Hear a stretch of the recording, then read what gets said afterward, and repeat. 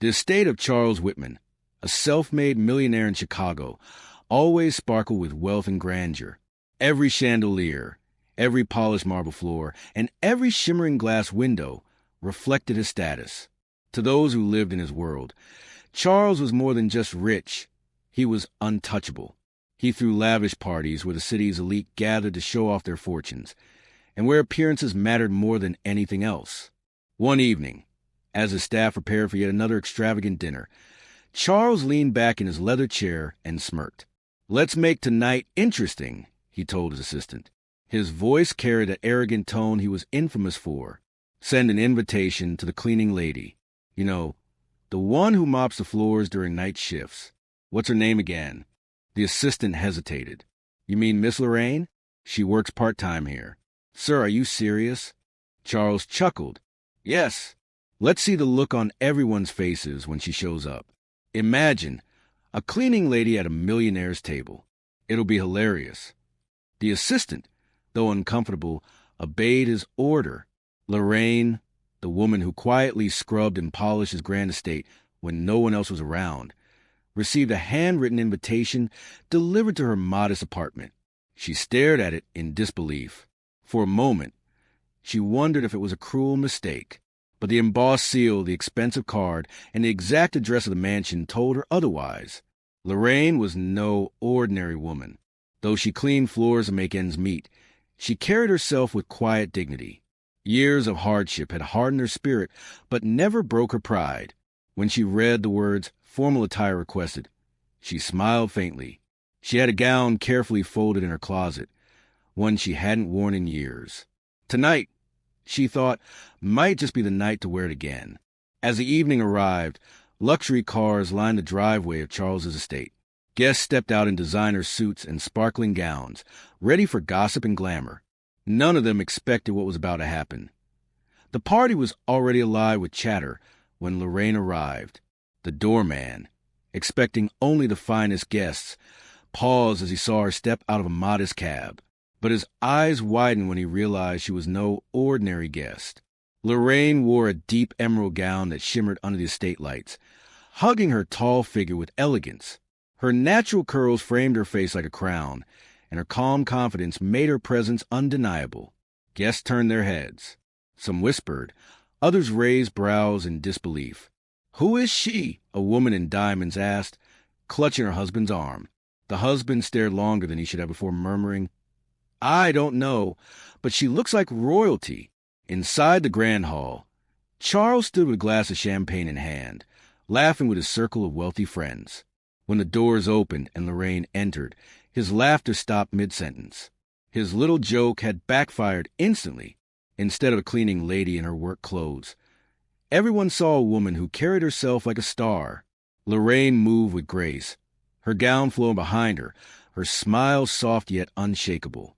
She didn't rush, didn't shrink back. Instead, she walked like she belonged in the very mansion she usually polished after hours. The string quartet in the corner continued playing, but even the musicians stole glances at her. Charles tried to cover his surprise with a forced grin. "Ah, Miss Lorraine," he announced loudly, as though the whole thing had been planned. "So glad you could join us." Lorraine tilted her head politely. "Thank you for the invitation, Mr. Whitman. I wouldn't have missed it." Her voice was warm yet steady, carrying across the room like silk. A hush lingered as the other guests observed the exchange. Whispers turned into admiration, and soon even the most skeptical faces softened. What was supposed to be a cruel laugh at her expense was turning into the most unexpected highlight of the evening. Charles, however, felt a twinge of unease. For the first time, he wasn't in full control of the room. Dinner was announced, and the guests were escorted to the long table dressed in fine china and crystal. Lorraine was guided to a seat closer to the head of the table, directly in Charles's view. He hadn't expected her to command so much attention, yet here she was, sitting straighter and more refined than half the women dressed in couture. The men nearby couldn't hide their curiosity. One leaned over, smiling. "And you are?" Lorraine returned the smile politely. "Lorraine Jacobs." She paused, letting her calm voice do the work. "I work with Mr. Whitman's staff." A silence fell, forks paused midair. The women at the table exchanged glances, and Charles's smirk returned briefly. Finally, someone whispered what the others were thinking. "She's the cleaning lady?" But instead of embarrassment, Lorraine nodded. "Yes, that's correct. I keep this beautiful home shining." Her honesty shocked them more than her presence. Most expected her to dodge the truth, but her openness carried a power they couldn't laugh at. One woman cleared her throat, adjusting her pearls. "Well, you certainly don't look like one." Lorraine chuckled softly. "A gown doesn't change who I am, but it also doesn't erase my worth." The table grew quieter. Even the clinking glasses seemed to hush, as though the walls themselves were listening. Charles shifted uncomfortably. He wanted to steer the conversation elsewhere, but the more Lorraine spoke, the more she commanded the evening. Her words weren't loud or boastful, but they carried dignity that silenced the shallow comments of the elite. When the first course was served, Lorraine thanked the servers with genuine warmth. The staff, often ignored by the wealthy, noticed her kindness. One waiter whispered to another, "She treats us better than they ever have." By the time the second course arrived, Lorraine was no longer just the cleaning lady at the table. She was the guest everyone wanted to know more about, and that unsettled Charles more than anything. As the dinner progressed, the conversations around Lorraine grew more genuine. Guests asked her questions, not out of mockery but curiosity. A senator's wife leaned forward, her diamond earrings catching the candlelight. "Miss Jacobs, forgive me for asking, but how do you carry yourself with such confidence in a room like this?" Lorraine dabbed her lips with her napkin before answering. "Because confidence isn't about wealth or titles," she said softly. "It's about knowing who you are and not letting anyone take that away." The table stilled again. People who were used to hearing empty chatter about stocks, yachts, and vacations suddenly found themselves listening. Truly listening. Charles's friend, a real estate magnate, tried to lighten the mood. "Well, I'll be honest, Miss Jacobs. I thought Mr. Whitman was playing a joke, inviting staff to sit among us. Never imagined it." Lorraine's eyes flicked to Charles for just a second, and she smiled. Life is full of surprises, isn't it? Sometimes the unexpected moments teach us the most. Her words landed like a stone in water, rippling through the room. Several guests nodded, almost ashamed of the way they had judged her before she even walked through the door. Across the table, one of the younger women, draped in designer silk, asked, "But isn't it hard, working so much, cleaning, struggling? Don't you ever wish you were someone else?" Lorraine shook her head gently. "I don't measure my life by what I don't have. Every honest day's work is something to be proud of. My struggles have shaped me. They've taught me strength, and strength is a kind of wealth, too." For a moment, the only sound was the crackle of the fireplace at the far end of the hall. Even the servers paused, glancing at her as though her words fed their spirits. Charles forced a laugh, lifting his glass. "Well, Miss Jacobs certainly knows how to deliver a speech. Let's not forget we're here to enjoy ourselves." But his interruption couldn't erase the fact that the room had shifted. The spotlight, once as by default, now belonged to her. And that was something he hadn't planned for. After dessert was served, a few of the guests drifted toward the grand piano in the lounge. It was a tradition at Charles's parties. Someone would play, and the night would slip into music and laughter. Tonight, however, the crowd seemed less focused on him and more on Lorraine. One guest, a silver-haired banker, asked, "Miss Jacobs, do you play?" Lorraine smiled faintly. "I haven't touched a piano in years. My mother taught me when I was little, but—" She glanced at the shining black instrument. "I suppose music never really leaves you." Before Charles could object, another guest encouraged her. "Please, just one piece." Lorraine rose gracefully, the emerald gown trailing behind her, and sat at the piano. She placed her fingers on the keys and closed her eyes. When the first notes flowed, the room hushed instantly. It wasn't a loud or showy piece, but a soulful melody, filled with the weight of her life. The struggles, the hope, the quiet strength she carried. Guests leaned closer, captivated. A woman wiped away a tear, whispering, "She plays with her heart." Even the staff in the background stopped to listen. The melody wrapped around the marble pillars and glittering chandeliers, softening the air. Charles, however, felt his chest tighten. This wasn't how the night was supposed to go. He had wanted laughter at her expense. But instead, she was winning admiration he could never buy. When the last note faded, the silence was heavy, almost reverent. Then came the applause, genuine, thunderous, and filled with awe. Lorraine stood, offering only a humble smile. "Thank you," she said quietly. The banker leaned toward Charles. "You didn't tell us you had such a gem among your staff." Charles forced a grin, but inside, bitterness bubbled. It was his mansion, his wealth, his party. Yet tonight, all anyone would remember was her.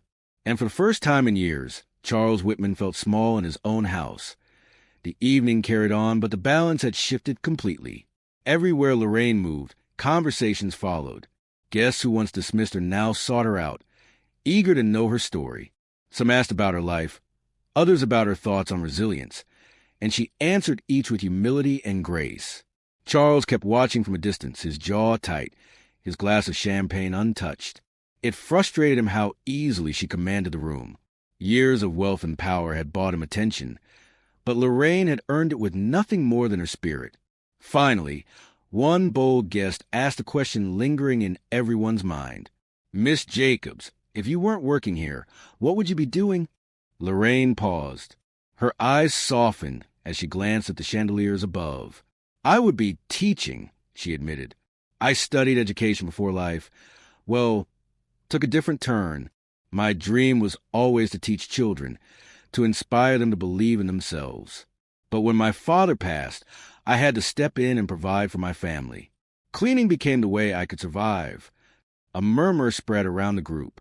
Her honesty wasn't pitiful, it was powerful. The senator's wife leaned closer, her voice almost breaking. "And yet, here you are, shining brighter than any of us tonight." Lorraine laughed gently. "Shining isn't about gowns or grand halls. It's about refusing to let life dim your light. We all have one, but too many forget it." The word struck deep, even with those who live surrounded by wealth. Some lowered their eyes, reflecting on lives filled with possessions, but lacking purpose. Charles finally stepped forward, clapping his hands with exaggerated cheer. "What an inspiring story," he said loudly, his voice dripping with sarcasm. "But let's not turn my dinner party into a lecture hall, shall we?" Several guests glanced at him, clearly displeased. For once, his words didn't land with charm. Lorraine, however, didn't flinch. She simply turned to him, her expression calm. "Mr. Whitman, sometimes the best parties are the ones where people leave with more than just a full stomach." The room broke into laughter, not mocking her, but supporting her. Charles stood frozen, his pride quietly unraveling. The night was wearing on, but the energy in the mansion felt different now. Instead of the usual shallow gossip, conversations had grown warmer, more real. Guests lingered near Lorraine, not wanting to miss a word she might say. A young woman in her 20s, the daughter of a wealthy developer, approached Lorraine nervously. "Miss Jacobs, may I ask you something?" Lorraine nodded kindly. "Of course." The girl hesitated, then whispered, "Do you ever feel like you don't belong, even when you're surrounded by people?" Lorraine's expression softened. "All the time. But belonging isn't about where you stand. It's about knowing your worth wherever you are. When you understand that, no one can make you feel small." The girl's eyes brimmed with tears, and she hugged Lorraine impulsively. Gasps filled the room, not out of scandal, but out of awe at the simple, genuine moment. Charles watched, his fists tightening at his sides. He had never seen his guests, react like this to anyone, let alone someone he thought was beneath him. He muttered under his breath, "This is absurd." One of his closest business partners overheard. "Absurd? Charles, she's more captivating than half the so-called leaders we toast every week. She's real. That's rare in our world." The word stung. For years, Charles had relied on money to demand respect. Yet here was a woman with no fortune, no status, commanding more admiration than he could muster on his best day. As the night wound down, guests began thanking Lorraine personally. Some asked if she would ever consider speaking at community events. Others simply expressed gratitude for her honesty. Even the staff came forward, smiling with pride, as if one of their own had finally been seen. By the time the final toast was raised, everyone felt changed. Everyone except Charles. He stood at the head of the table, his face frozen in a polite mask, while inside his pride was cracking. Because tonight, in his own mansion, he was no longer the star. When the last of the guests began leaving, Charles finally found himself face to face with Lorraine in the nearly empty hall. The chandeliers still glowed above them, but the laughter and music had faded. Only silence, thick with tension, remained. Charles forced a smile.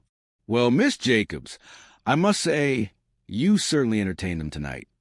Lorraine tilted her head slightly, her calm eyes meeting his. "I didn't come here to entertain anyone. I just showed up as myself."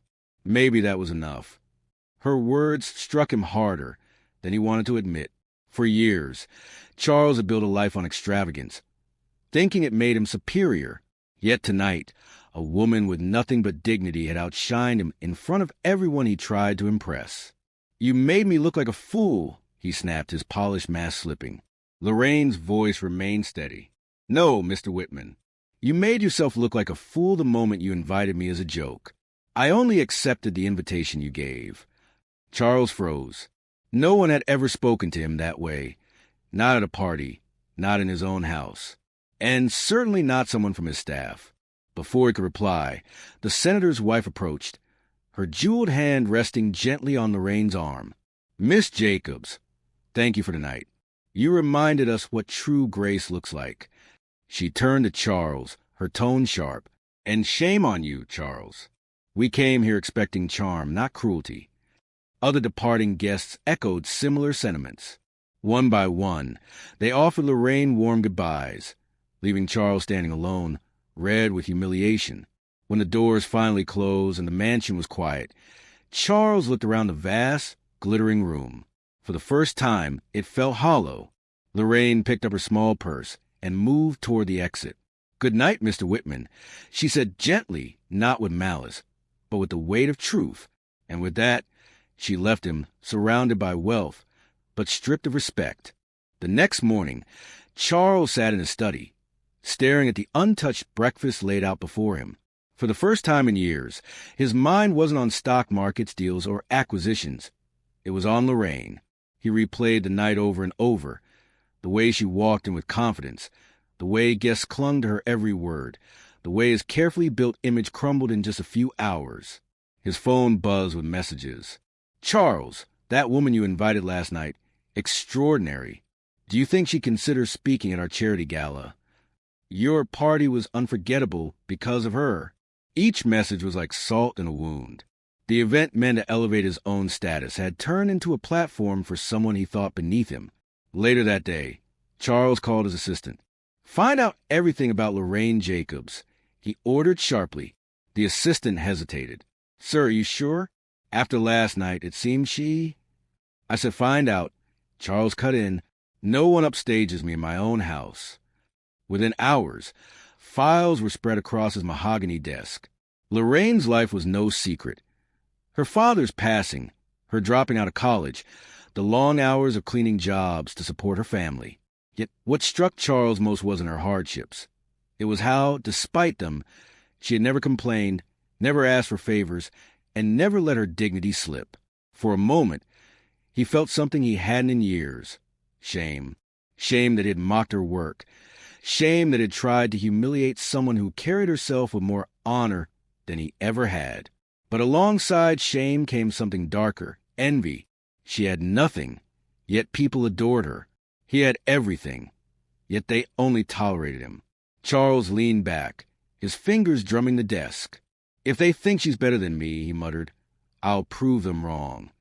And with that vow, he began plotting a way to reclaim what he believed was rightfully his: control.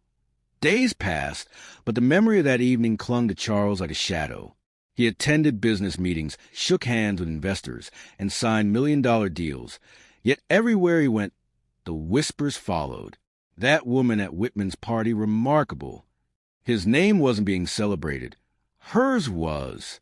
Lorraine, meanwhile, carried on with her life as if nothing extraordinary had happened. She continued her night shifts, quietly cleaning the very mansion where she had stunned the elite. But word had spread quickly. Community groups, schools, and charities began reaching out to her. They wanted her to speak, to inspire, to share the same wisdom she had given so effortlessly that night. At first, Lorraine hesitated. "I'm just a cleaning lady," she told one organizer. But the woman replied firmly, "You're more than that. You're proof that dignity and strength matter more than wealth.